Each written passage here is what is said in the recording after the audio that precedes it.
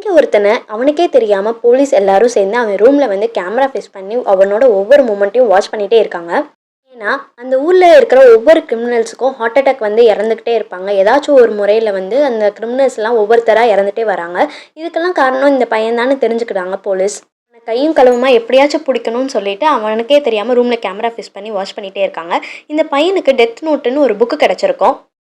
அந்த நோட்டில் யார் பேரை எழுதினாலும் அவங்க 4 நிமிஷத்துக்குள்ளே எப்படி அவங்க இறக்கணும்னு எழுதுறானோ அதேபடி இறந்து போயிடுவாங்க. இன்னும் டிவியில் வர ஒவ்வொரு கிரிமினல்ஸ் நேமாக எழுதி கிரிமினல்ஸ் எல்லாத்தையும் அழிச்சிக்கிட்டே வரான். ஸோ போலீஸ் எல்லாம் சேர்ந்து இப்போ ஒரு கிரிமினல்ஸை டிவியில் காமிக்கிறாங்க. சரி இவன் எழுதுவான் அப்படின்னு சொல்லி கை கழுவான் பிடிச்சிடலாம் அப்படின்னு நினச்சிக்கிட்டே இருப்பாங்க. ஆனால் இவன் கேஷுவலாக எதுவுமே பண்ண மாட்டான். பாட்டுக்கு அவனோட ஒர்க்கை தான் பார்த்துட்டு இருப்பான், படிச்சுட்டு இருப்பான். ஆனாலுமே அந்த கிரிமினல் டிவியில் டெலிகாஸ்ட் ஆன 4வது நிமிஷமே ஹார்ட் அட்டாக் வந்து இறந்துடுறான். இந்த பையன் இதுக்கு காரணம் இல்லைன்னு நினச்சிட்டு இருப்பாங்க. ஆனால் யாருக்குமே தெரியாமல் ஒரு சிப்ஸ் பேக்கெட்டுக்குள்ளே மொபைலை ஒளிச்சு வச்சு அதில் வந்து நைஸாக வந்து யார் கிரிமினல்னு பேரை கேட்டு அந்த நேமை இவன் எழுதிடுவான். இதுக்கு முன்னாடி என்ன நடந்திருக்கும்னா, இந்த பையன் வந்து லா காலேஜில் ஸ்டூடெண்ட்டாக படிச்சுட்டு இருப்பான்.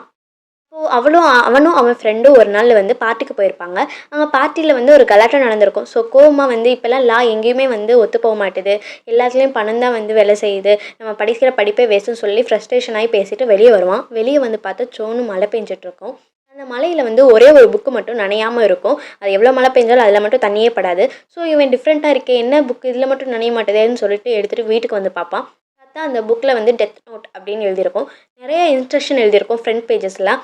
நீங்கள் எப்படி வந்து ஒருத்தர் இறக்கணும்னு நினைக்கிறீங்களோ அதைப்படி நீங்கள் இந்த புக்கில் எழுதுனா அவங்க 4 நிமிஷத்துக்குள்ளே நீங்கள் சொல்கிற மாதிரி இறந்துருவாங்க அப்படின்னு சொல்லி எழுதியிருக்கோம். ஒன்றும் புரியாது, ப்ளஸ் நம்பவும் மாட்டான், என்னடா இது அப்படின்னு சொல்லி விளையாட்டுத்தனமாக விட்டுருவான். வந்து அப்படி பார்த்துட்டு இருக்கும்போது ஒரு டிவியில் ஒரு கிரிமினலோட நேம் சொல்கிறாங்க, இந்த மாதிரி ஏதோ ஒரு குற்றம் பண்ணிட்டாங்க அப்படின்னு சொல்லி. ஸோ அவன் பேரை வந்து இந்த மாதிரி ஹார்ட் அட்டாக் வந்து இறக்கணும் அப்படின்னு சொல்லி நேம் எழுதி வைக்கிறான். பார்த்தா கொஞ்ச நேரத்துலேயே, அதாவது ஒரு 4 செகண்ட்ஸ்லேயே இறந்துடுறாங்க. இவனுக்கு ஒருவேளை கோயின்சிடென்ஸா இல்லை உண்மையாக நடந்திருக்கா ஒன்றுமே புரிஞ்சிருக்காது. இவன் இந்த நோட் புக்கை எடுத்துகிட்டு போய் இன்னொரு கிரிமினல் வந்து, அதாவது இவன் கூட ஃபைட் பண்ணான்ல, அவன் வந்து இறக்கணும்னு சொல்லிட்டு அவன் பேரையும் அவன் எப்படி இறக்கணுமோ எழுதி வச்சுருப்பாங்க. அதே மாதிரி நடந்துடும். இவன் இப்போ தான் வந்து உறுதி செய்கிறான், ஓ உண்மையாகவே இந்த புக்கில் என்ன எழுதுகிறோமோ அவங்க கொஞ்ச நேரத்துலேயே இறந்துருவாங்க அப்படின்னு சொல்லி இவனாவே உறுதி செய்கிறான். அந்த புக்கில் இருந்து ஒரு பேய் மாதிரி வருது, அதாவது ஒரு அமானுஷமான ஒரு பூதம் வந்து கிளம்பி வருது.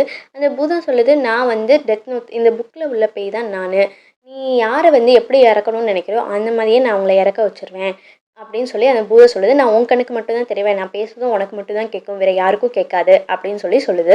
இப்படி ஒவ்வொரு கிரிமினல்ஸாக இந்த பையன் வந்து பேரை எழுதி எழுதி சாகடிச்சிட்டே வரான். ஊரில் வந்து போலீஸ்க்கும் ஒன்றும் புரியாது, ப்ளஸ் ஜனங்களும் பயந்துருவாங்க. கிரிமினல்ஸ் அதை விட ரொம்ப பயத்தில் இருப்பாங்க. இது வந்து கடவுளா இல்லை பேயா ஒன்றும் புரியல. ஸோ கடவுள் தான் வந்து இப்போ ஒவ்வொருத்தராக வந்து கொலை பண்ணிக்கிட்டே வராரு போல், எல்லா வந்து அதர்மத்தையும் இப்போ தான் தட்டி கேட்குறாரு அப்படின்னு சொல்லி ஊர் மக்கள் எல்லாம் இவனுக்கு ஒரு பேர் அவங்களாவே வச்சுருப்பாங்க, ஹீரா. அதாவது ஜாப்பனீஸில் ஹீரானா கடவுள்னு அர்த்தம். ஸோ அவங்களாவே பேரை வச்சு ஹீரான அந்த பையனை எல்லாருக்கும் கூப்பிட்டுட்டே வருவாங்க. ஹீரா கண்டிப்பாக அந்த கிரிமினலை கொண்டுருவான் பாரேன் அப்படின்னு சொல்லி ஒரு பெரிய ஹீரோவாகவே க்ரியேட் பண்ணிட்டு வருவாங்க.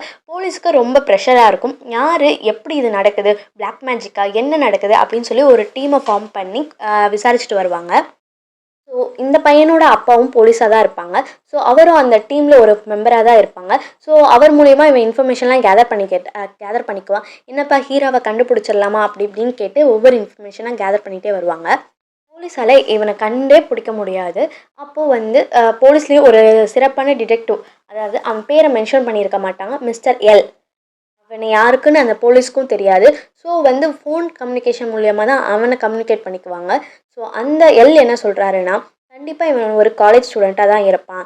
ஏன்னா எல்லா கொலையும் பார்த்தீங்கன்னா காலையில் வந்து 9 to 2, அதாவது காலேஜ் டைமை தவிர்த்து அதுக்கு முந்தின டைம் நடக்குது, இல்லாட்டி அதுக்கு அடுத்த டைம் தான் நடக்குது. ஸோ எல்லா காலேஜும் அந்த டைம் தான் இயங்குது. ஸோ காலேஜ் ஸ்டூடெண்ட்டாக தான் இவன் கண்டிப்பாக இருப்பான்னு சொல்லுவாங்க.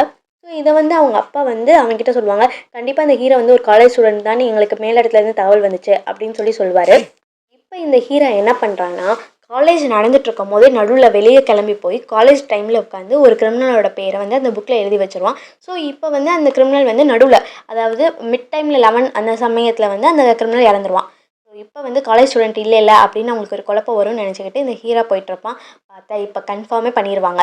அவன் என்ன சொல்லுவான்னா, அந்த மிஸ்டர் எல் கண்டிப்பாக அவன் ஒரு காலேஜ் ஸ்டூடெண்ட்டாக தான் இருக்கணும், ப்ளஸ் நம்மளுக்கு நெருங்கின வட்டாரத்துக்குள்ளே தான் யாரோ ஒருத்தன் இதை பண்ணிகிட்ருக்கான், ஏன்னா நான் சொன்ன விஷயம் அதுக்குள்ளே தெரிஞ்சு சந்தேகம் வரக்கூடாதுன்னு சொல்லி இப்போ ஒரு மிட் டைமில் வந்து இந்த கொலை நடந்திருக்கு. ஸோ இவன் கண்டிப்பாக ஒரு காலேஜ் ஸ்டூடெண்ட்டாக தான் இருப்பான்னு இப்போ கன்ஃபார்மே பண்ணியிருப்பாங்க. இப்போ என்ன பண்ணுவாங்கன்னா, நம்ம இந்த க்ரூ மெம்பர்ஸில் யார் யார் பசங்க வந்து காலேஜ் படிக்கிறாங்களோ அவங்களெலாம் வந்து டிடெக்டிவ் வச்சு ஃபாலோ பண்ண சொல்லுவான்.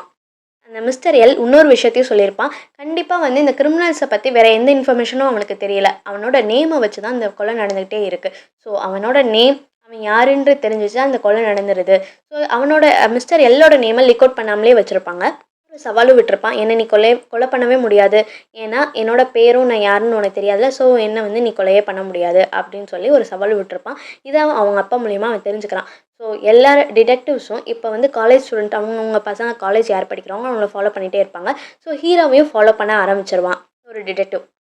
ஸோ இத தெரிஞ்சுக்கிட்ட ஹீரா என்ன பண்ணுவான்னா, இவன ஃபாலோ பண்ற டிடெக்டிவ மட்டும் கொலை பண்ணா இவன் மேல சந்தேகம் வந்துரும் சொல்லிட்டு, எல்லா டிடெக்டிவோட நேம்ஸையும் கலெக்ட் பண்ண ஆரம்பிச்சுருவான். கலெக்ட் பண்ணிட்டு எல்லாரையும் வந்து ஒரே சமயத்துல வந்து ஹார்ட் அட்டாக் வர மாரி அந்த டெத் நோட்ல எழுதி வச்சுருவான். ஸோ எல்லாரும் ஒரே மாரி செத்துருவாங்க. இவன ஃபாலோ பண்ண டிடெக்டிவ் மட்டும் அவனோட ஒய்ஃப் கிட்ட இவன் தான் வந்து அந்த ஹீரோவா இருக்கணும். ஏன்னா பல சந்தேகம் இவன் மேல தான் இருக்குன்னு சொல்லி வச்சிருப்பான். ஸோ அவ ஒய்ஃப்க்கு வந்து கன்ஃபார்மே பண்ணிருவான். நீ தான் என் ஹஸ்பண்ட கொன்றுக்க. ஏன்னா அவர் உன்ன பத்தி நெறைய விஷயம் சொல்லியிருக்காரு. அவ கேர்ள் ஃப்ரெண்ட் மூலியமா வந்து இன்னமும் கலெக்ட் பண்ணிட்டு, அவ கேர்ள் ஃப்ரெண்ட் கூட வந்துட்டு இவ வந்து சண்டை போட்டுட்டு போயிருவா. இப்ப எல்லார் போலீஸும் பயந்துருவாங்க. எல்லா டிடெக்டிவ்ஸும் ஒரே நேரம் இறந்த உடனே எல்லா போலீஸும் பயந்துட்டு, நாங்க இந்த மாரி மிஸ்டர் எல்ல பார்க்கணும். அவர்கிட்ட இந்த விஷயத்த சொல்லணும். அவர நேர்ல பார்க்கணும்னு எல்லாரும் சொன்ன உடனே, சரி மிஸ்டர் எல்ல போய் பார்ப்பாங்க. ஆனா வந்து பேர சொல்லவே மாட்டாங்க. பார்த்தா ரொம்ப சின்ன பையன். அவனும் ஒரு காலேஜ் ஸ்டூடெண்ட் மாரி தான் ரொம்ப யங்கா இருப்பான். ஆனா வெரி கிளவர்ஃபுல்லா இருப்பான். ஸோ அவன் வந்து கண்டுபிடிச்சிருவான். ஹீரா அதாவது இவன் இந்த பையன் தான் வந்து இதுக்கெல்லாம் காரணம் அப்படின்னு சொல்லி அவனுக்கே தெரியாம அவன் ரூம்ல வந்து கேமரா செட் பண்ணி பார்த்துட்டு இருப்பாங்க. பார்த்தா இந்த டைமில் ஒரு கிரிமினலை வந்து நீங்கள் வந்து ஒரு நியூஸ் மீடியா முன்னாடி காமிங்க அவன் இறக்குறானா இல்லையான்னு பார்ப்போம் அப்படின்னு சொல்லிட்டு காமிப்பாங்க. இதை எப்படியோ தெரிஞ்சுக்கிட்ட நம்ம ஹீரோ வந்து யாருக்கும் தெரியாமல் சிப்ஸ் பாக்கெட்டுக்குள்ளே ஃபோனை ஒளிச்சு வச்சுக்கிட்டு அந்த நேமை மட்டும் பார்த்துருவான். பார்த்துட்டு அவன் பாட்டு படிச்சுட்டு இருக்க மாதிரி புக்கை திருப்பி திருப்பி படிச்சுட்டு இருக்க மாதிரி படிச்சுட்டு இருக்கும்போது அந்த டெத் நோட்டில் நேம் எழுதி வச்சுருவான். எல்லாருக்கும் இவங்களுக்கு ஒன்றுமே புரியாது. ஆனால் இவன் என்னமோ படிச்சுட்டு இருக்க மாதிரி தான் தெரியும். கடைசியில் பார்த்தா அந்த வில்லன் அதாவது கிரிமினல் வந்து இறந்துருவான். ஸோ இப்போ என்ன நினைப்பாங்கன்னா, இல்லை என் பையன் வந்து இது ஹீரோ கிடையாது. பார்த்தீங்கன்னா அவன் பாட்டுக்கு தான் இருக்கான். ஆனாலுமே இந்த கிரிமினல் இறந்துட்டான் அப்படின்னு சொல்லிடுவாங்க. யாராலுமே வந்து ப்ரூஃப் பண்ண முடியாது. சிப்ஸ் சாப்பிட்டுக்கிட்டே அதை பார்த்துருப்பான். ஸோ யாராலுமே ப்ரூஃப் பண்ண முடியாதனால இப்போ இவன் மேலே இருக்க சந்தேகம் போயிடும். ஆனால் அந்த ஒரு டிடெக்டிவ் ஃபாலோ பண்ண டிடெக்டிவோட ஒய்ஃப் வந்து இல்லை இவன் தான் வந்து உண்மையான வில்லன் ஹீரோ இவன் தான். இவன் தப்பிக்கணுன்றதுக்காக என்னோட ஹஸ்பண்ட் மற்ற எல்லாரையும் கொலை பண்ணது இவன் தான் அப்படின்னு சொல்லிட்டு இருப்பா. இன்னும் ஹீரோவோட கேர்ள் ஃப்ரெண்ட் அதாவது அவனோட கேர்ள் ஃப்ரெண்ட் வந்து லிசா அவளை கூட்டிகிட்டு வந்து அவன் முன்னாடி நிறுத்தி நீ வந்து ஹீரான்னு ஒத்துக்கலைன்னா நான் உன்னோட கேர்ள் ஃப்ரெண்டை கொலை பண்ணிடுவேன் அதாவது சுட்டுருவேன் ஷூட் பண்ணிடுவேன் அப்படின்னு சொல்லி மிரட்டுவா. அப்பயாச்சும் அவன் உண்மையை ஒத்துக்குவான்னு சொல்லிட்டு வந்து கேமரா வழியாக போலீஸ் ஸ்டேஷனில் போலீஸ் எல்லாருமே பார்த்துட்ருப்பாங்க. இல்லை நான் ஹீரா இல்லை என்னை நம்புங்க அப்படின்னு சொல்லி அவன் எத்தனையோ தடவை சொல்லுவான். ஆனாலும் அவன் நம்ப மாட்டான். இல்லை நான் ஷூட் பண்ணிடுவேன் உண்மையை சொல்லுன்னும் போது இந்த லிசா வந்து வேகமாக ஓடி போவா. ஓடி போகும்போது அந்த அவளோட ஒய்ஃப் வந்து லிசாவையும் ஷூட் பண்ணிவிட்டு அவளும் ஷூட் பண்ணி இறந்துருவான்.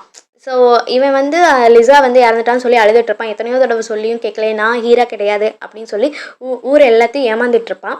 என்னன்னா வேணும்னே அந்த டெத் நோட்டில் என் கேர்ள் ஃப்ரெண்டும் சாகணும் இந்த பொண்ணும் சாகணும் இந்த மாதிரி ஒரு சுச்சுவேஷன் நடக்கணும்னு சொல்லி இந்த சுச்சுவேஷனை க்ரியேட் பண்ணி எழுதினதே இந்த ஹீரா தான். அப்போ தான் வந்து அவங்க யாருக்குமே சந்தேகம் வராது போலீஸுக்கு அப்படின்னு சொல்லி அவனே இப்படி எழுதியிருப்பான். ஸோ அந்த பூதமே சொல்லிடும், டேய் உனக்கு நான் எவ்வளோ பரவாயில்லடா நீ இவ்வளோ மோசமானவனா அதுக்காக உன் கேர்ள் ஃப்ரெண்டேவா சாகடிச்சிருவ அப்படின்னு சொல்லும்போது எனக்கு தப்பிக்க வர வழியே தெரில அப்படின்னு சொல்லுவான். இப்போ வந்து அவங்க அப்பா கிட்ட போய் அப்பா அவங்களோட க்ரூவில் வந்து என்னையும் சேர்த்துக்கோங்க.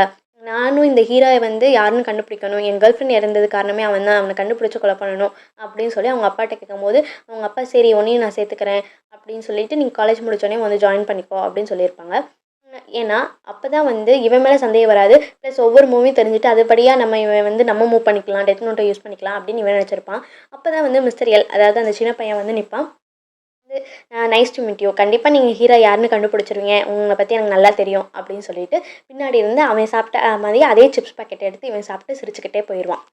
விஷயம் தெரிஞ்சிருச்சு. பட் ஈவந்தோ வந்து இவன் வந்து ஒரு நல்ல காரியம் பண்ணியிருக்கான். அதாவது கிரிமினல்ஸ் எல்லாரும் இவனால் இறக்குறாங்க. மக்களுக்கு வந்து ஒரு நல்ல அபிப்பிராயம் வருது. கிரிமினல்ஸ்க்கு பயம் வருது. பயம் அதிகமாகிடுச்சு. குற்றம்லாம் கம்மியாதுன்ற காரணத்துக்காக இவன் வந்து வேணும்னே காட்டி கொடுக்காதபடியும் இல்லை அடுத்த பார்ட் 2ல் வந்து இன்னும் லீட் பண்ணலான்ற மாதிரியும் இந்த படத்தை முடிச்சிருப்பாங்க. இந்த மாதிரி வீடியோஸ் நம்ம சேனலில் பார்க்கணுன்னா நம்ம சேனலை சப்ஸ்கிரைப் பண்ணி வச்சுக்கோங்க. பெல் ஐக்கானை கிளிக் பண்ணிக்கோங்க. ஃபாலோ பண்ணிக்கோங்க. தேங்க்யூ.